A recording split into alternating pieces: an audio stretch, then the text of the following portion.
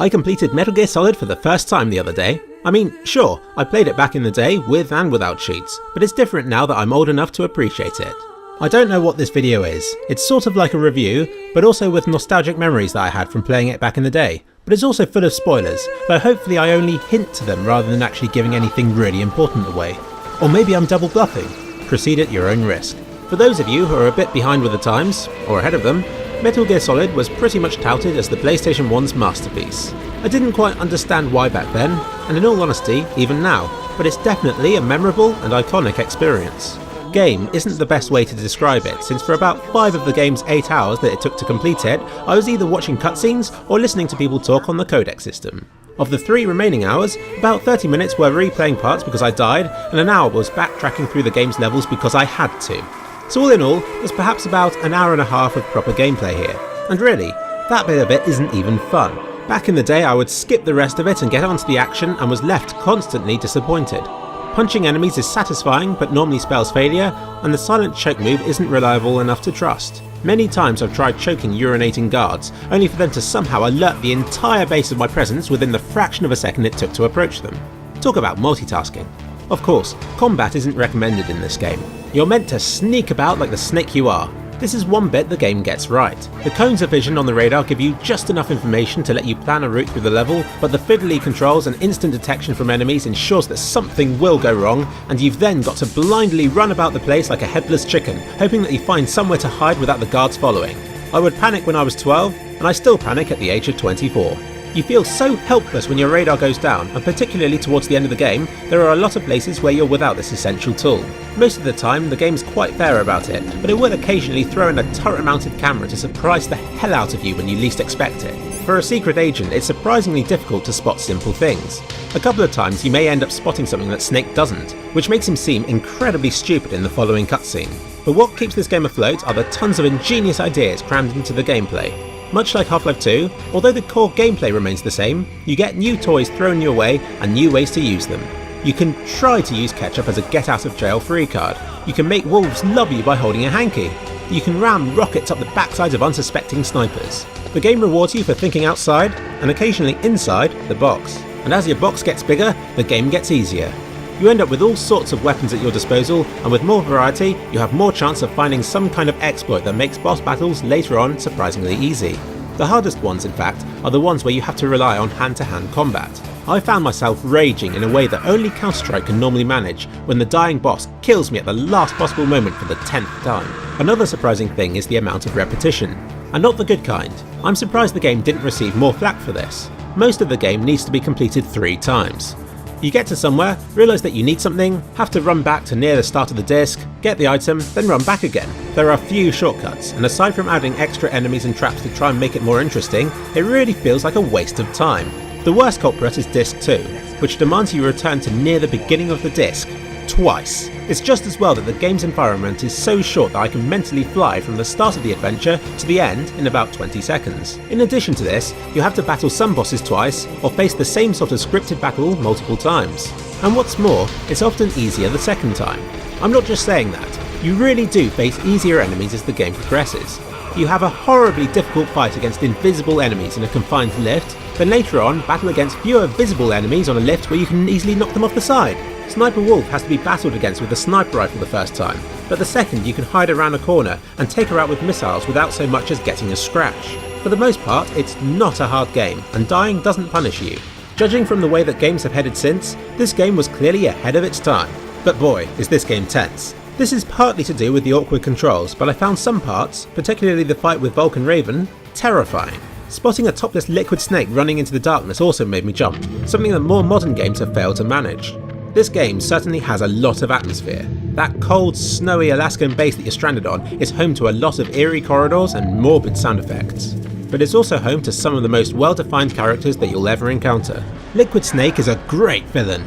He has unlimited determination and somehow survives through some of the most dramatic explosions known to man. No explanation is needed, he's just evil. Although he reveals the source of his hatred later on in the game, the surprise twist in the end scenes still came as the greatest surprise to me. Finally, a game that explains how an inferior person seems to have the one-up on your character throughout. The codec is a great idea and serves many purposes. If you get stuck, hints and suggestions are just a call away. A huge amount of thought has gone into the conversations, and there are Easter eggs galore if you bother looking for them. Mei Ling saves your game and gives some great proverbs. I stumbled upon a conversation they had about whether it's possible to save memories, and Snake refuses to believe it's possible. Near the end of the game, he asks her if it's possible to save the conversations they've had, suggesting some character development from the cold-hearted Solid Snake. I thought it was a neat little touch that could easily be overlooked. I'm sure there are lots of things like this in Metal Gear Solid. I also liked how Mei Ling's role was replaced by Otacon in the second game, together with a nice little twist to the formula where he massively misinterprets all of the proverbs.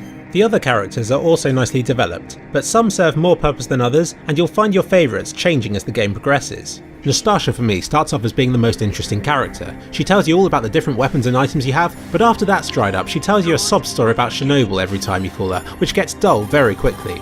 The only other character that seems a little off is the Master, who looks and sounds just like Liquid Snake and seems to go AFK at the most important moments. If Snake hadn't known him for so long, then I would have found this person very suspicious. It's a shame that once you skip text for the first time that the rest remains silent.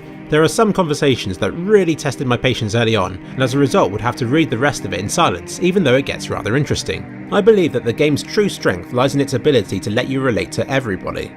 Every boss fight has a lengthy introduction and several different stages to it.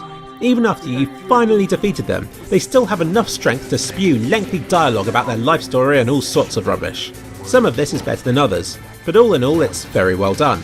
By the end, the only mysterious character is Solid Snake himself. Of course, when I used to play, I would skip most of these bits, and that's a big mistake.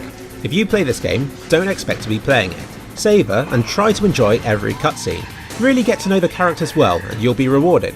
The not so subtle sexual tones completely went over my head when I was 12, and the topics of nukes, politics and genetics really turned me off. Playing it through the other day was like playing a completely new game. It's like flicking through a movie and then watching it again properly. You watch the same bits, but they feel very different when watched in context. In addition to the conspiracy theories are the twists and turns that poor Solid Snake is subject to. By the end of Disc 1, I ended up distrusting everybody, and would probably have gone on a murderous rampage if I was stuck in that situation myself. It's like something out of a disaster movie, where everything that goes wrong happens, and everything you're holding onto turns sour the moment you could benefit from it. There's a recurring theme of hopelessness, be it the genetics you're born with, the lifestyle that's been forced upon the characters, or the outlook to the future. But despite all that, the game concludes very nicely, even if it becomes a bit hippie-like at moments. Most storylines end with characters learning something deep and profound about themselves, but Metal Gear Solid almost does the opposite, sort of going, life's really complicated, but screw it, just live! I'm pleased that I have revisited this game, and I urge you to do the same thing if you played it when you were young, or if you haven't played it before and want to know what all the fuss is about. Don't worry about the graphics. You quickly lower your standards and then are blown away when something looks half decent. The voice acting is superb, most loose ends are tied up, and there's a sense of humour to the game that has allowed it to age nicely. Don't play it expecting decent gunplay or fair stealth mechanics. It walks a fine line between realistic and arcadey, and as a result, occasionally trips. But Metal Gear Solid is a game to be respected. Despite its Japanese roots, it stays fairly normal, and ninjas and other supernatural phenomena are treated with the surprise and skepticism that you'll expect. And what's more, my mum likes it. A holiday we once had will forever be remembered from the fantastic music in the game. At one point, she came into my room as Sniper Wolf lay on the floor, bloody and dying. Before this point, she saw games as being about endless and unnecessary violence, but something about that scene made her stop and watch. Me, being young at the time, joked about lemon curd or something to try and keep the tone light. Shut up, young Philip. Let her appreciate that scene. She didn't say anything about the violence or the distress that poor Otacon experienced. After it was over and the scene faded to black, she left the room silently, with a bit more respect for the game. And probably a bit less for me. I'm not saying that Metal Gear Solid made me cry, but, well, I wouldn't be angry with myself if it did. It wouldn't be because it's sad, but more out of respect for the game. A bit like the sort of crying you do at the end of Schindler's List, or that Bitten Up, because it's humbling to watch flawed characters do remarkable things. I don't know if there were many games before Metal Gear Solid that attempted this in such a mature and profound way. Once again, it's something that can be missed out if you don't bother watching the cutscenes. Please, for the love of God, respect the cutscenes in this game. Well done, Metal Gear Solid. You're not a very good game, but it doesn't matter, because you succeed in being more than that. Snake! What was she fighting for? What am I fighting for? What are you fighting for? If we make it through this, I'll tell you.